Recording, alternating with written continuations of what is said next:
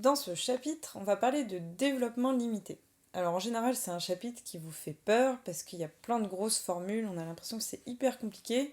En fait, le principe est assez simple. On va essayer d'approximer des fonctions localement, c'est-à-dire au voisinage d'un point ou au voisinage de plus ou moins l'infini, par des polynômes. Pourquoi on fait ça? Parce que les polynômes, c'est des fonctions qui sont très simples, donc ça va nous permettre d'avoir des informations sur la fonction qu'on essaye d'approximer.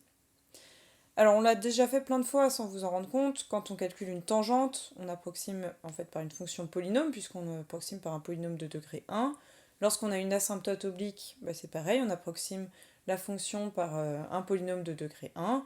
Donc c'est des choses qui sont assez naturelles.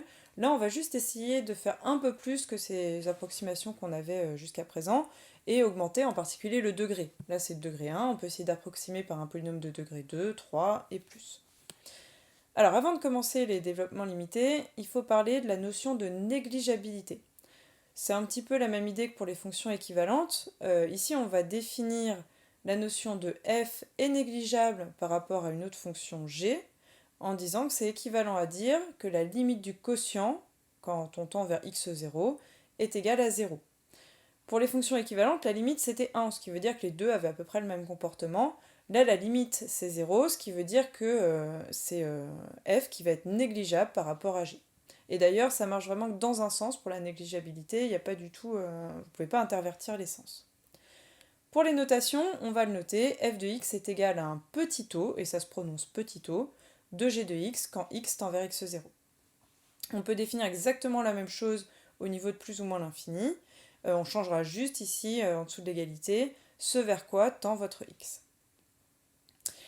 Alors, quelques exemples. Quand vous prenez par exemple ces deux polynômes, on peut essayer de regarder lequel est négligeable par rapport à l'autre au voisinage de 0, au voisinage de plus ou moins l'infini. Au voisinage de plus ou moins l'infini, c'est assez facile parce que c'est le théorème des monômes de plus haut degré qui vous permet de dire que x carré va être négligeable par rapport à x cube. Si vous faites le quotient, la limite ça vous donne effectivement 0. Donc on a cette négligeabilité au voisinage de plus ou moins l'infini. Alors attention, c'est le contraire au voisinage de 0. Au voisinage de 0, c'est en faisant le quotient x cube sur x carré qu'on trouve que la limite fait 0. Donc au voisinage de 0, ce sera x cube qui sera négligeable devant x carré. Un deuxième exemple, on peut montrer que 1 moins cos x fois sinus x, c'est un petit o de x carré.